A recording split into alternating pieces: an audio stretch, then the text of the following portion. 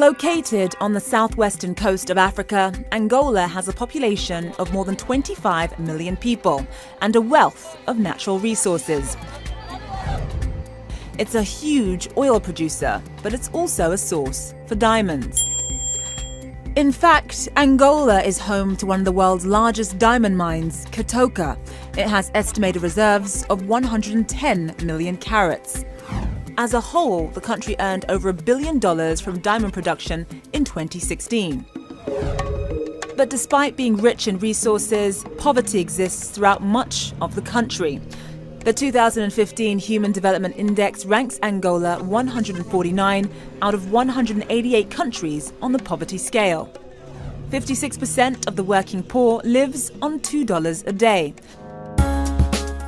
But ironically, in 2016, Angola's capital, Luanda, was ranked as the second most expensive city in the world after Hong Kong by the Mercer consulting firm. This is due to the relatively high costs for rent, clothes and food items in the high-end parts of the city. The local currency in Angola is the kwanza. $1 equates to 166 kwanzas. Angola plans to attract foreign direct investments for infrastructure projects. However, the government wants to de-dollarize the economy and push for a stronger kwanza. Dollarization is the use of the US dollar or another foreign currency within the domestic economy. Countries tend to dollarize fully or partially based on political or economic considerations, currency instability, and strong trade ties that generates the demand for another country's currency. The kwanza is not strong enough to sustain their economy. Around 2013, the kwanza was valued at 100 to the dollar, a time when there were vast amounts of foreign direct investments. But today, foreign currency is a struggle to attract due to high inflations as well as the black market. Investors must keep in mind Angola's underdeveloped financial system, exchange rate volatility, a breach of trust, and a lack of infrastructure. Kuhaiwan is just one of tens of thousands of Chinese involved in Angolan construction projects. Built with multi-million-dollar loans from China, train stations, suburbs, and even cities. This is shopping center and a five-star hotel. Portuguese engineer Miguel Semião is working on the Comandante Jica project in the center of the capital. In total, we are talking about 500,000 square meters of construction, which means that is the biggest construction site in Angola at this moment. Semião says there are not enough workers to satisfy the demands of the Angolan construction boom. Angola plans to raise $10 billion from attracting foreign investments to push ahead its key infrastructure projects.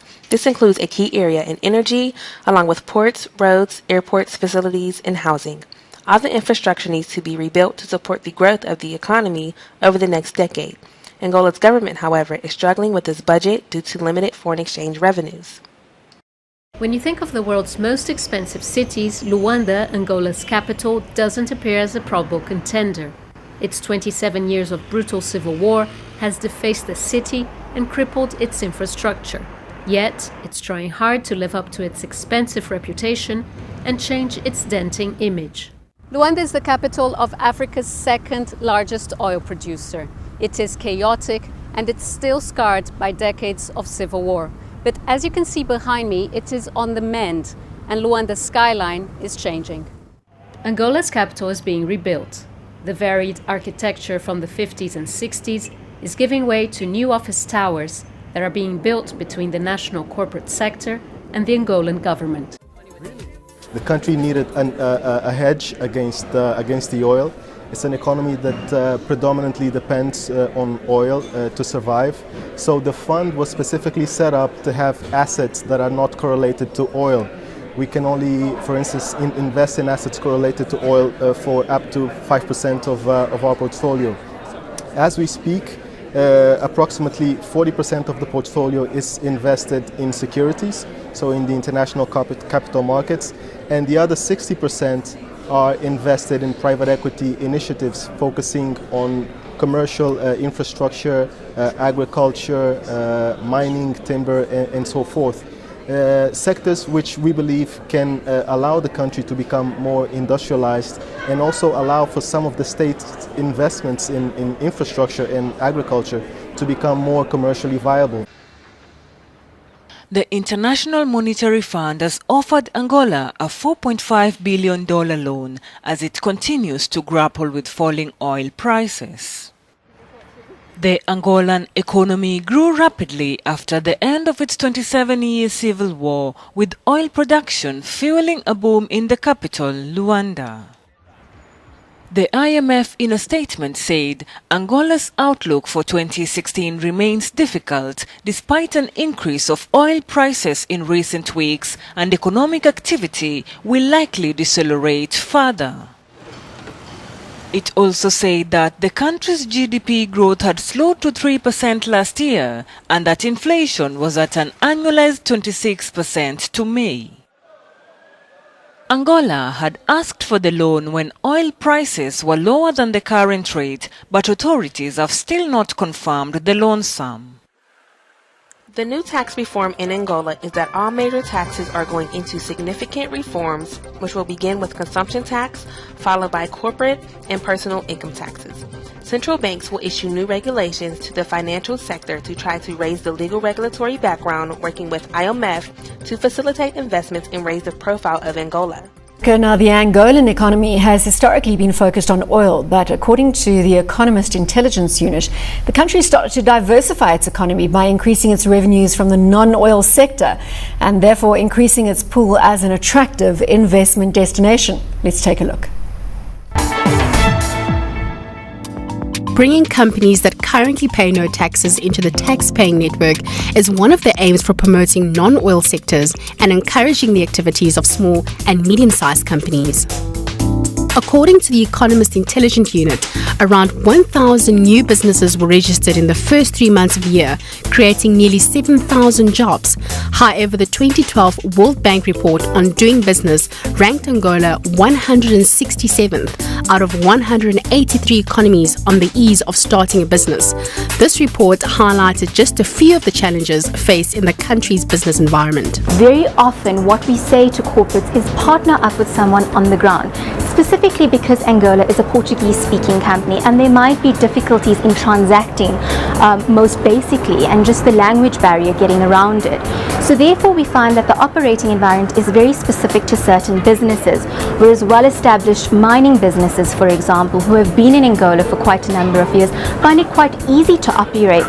Bureaucracy, corruption, even some might say the administrative burden for other businesses looking to transact from Namibia or even from South Africa are finding it a slight bit more difficult. Despite the effects of the global financial crisis, Angola's financial sector has continued to expand, with the banking sector dominating the financial system. And until now, foreign oil companies were allowed to hold revenue from Angolan operations in overseas banks, transferring foreign currency to the central bank to pay taxes and making only limited payments via Angolan banks. Angola's new foreign exchange policy for its oil sector will pump billions into its banking system, but will also pose questions around its transparency and technical readiness. Angola's government initially wanted to de-dollarize the economy by driving for the local kwanza to replace the greenback, by insisting that oil companies pay taxes in kwanzas, counteracting the goal to attract foreign investments. There has been many changes made to Angola's tax laws and foreign currency exchange policies, thus making it a more attractive investment environment in Angola with some increased job opportunities. However, Angolians aren't skilled in these new business areas. Therefore, Angola has also implemented the National Development Plan, PND, for the years 2013 through 2017, calling it the middle route for Angola's long-term development into 2025. It is based on schooling and literacy, which will allow Angolians a basis for training and technical professional qualifications. Education in Angola is a state priority. In 1975 and independence, the country had an illiteracy rate of 85%. Today, it has decreased considerably, hovering around 25 or 26%. Even so, the big challenge today is preparing professionally qualified people for the challenges of growth and development. Only by addressing this issue will we be able to effectively further develop the country? To do this, the new investment contracts, whether domestic or foreign, will include provisions for training, technology transfer and providing know-how, so capital will enable harmonious growth of the economy. In turn, that growth will help the country overcome the regional asymmetries and potentially manage to bring more holistic satisfaction to the country's economic growth. Today, our task is, to stop thinking about oil and think in terms of private investment. Private investment is the new oil. It is private investment that will enable priority programs to be executed in the areas of infrastructure, agriculture, tourism, transport and agro-industry. These initiatives will allow Angola to reduce our dependence on imports and start exporting increasingly throughout the region and beyond. Angola increasingly feels it can find common ground and work with all the Angola-centric countries with which we have historical ties, cooperation agreements and diplomatic relations. We have a great relationship with China, with Brazil and with Europe, but we understand the most important facet is for the world to be with us and for us to be with the world. Angola is an increasingly open country, one that really wants to associate itself with the best, as long as these partner countries respect Angolan law and institutions. These relationships will be based on empathy, not apathy, so we can grow together. We want to associate ourselves with the best.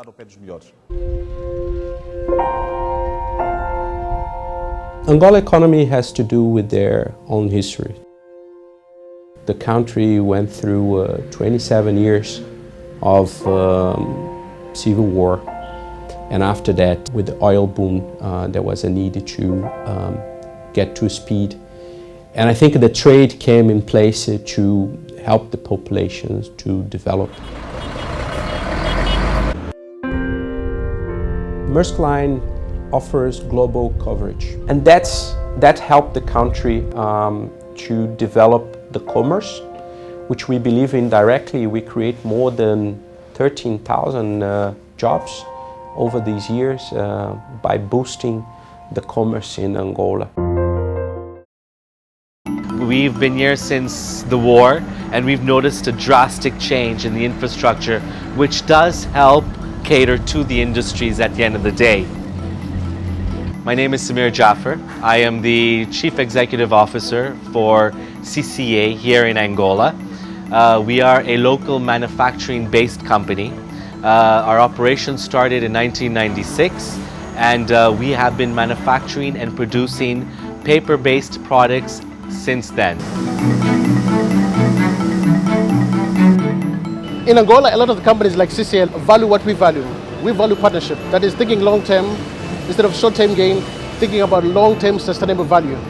And we see that a company like CCA that started off trading have moved into manufacturing, have relied on Maersk for a long time to secure the supply chain.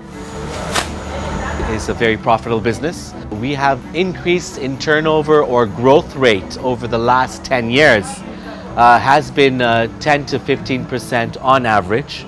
So the growth over the last 15 years has been phenomenal. And if I were to advise anyone on how it is to set up a business in this country, I would say that things are getting easier, and it would be a great idea to do so. It makes the future bright, it makes the future more secure, not only for the population of Angola and the economies of the sub-region, but for companies like ourselves, the Maersk Group.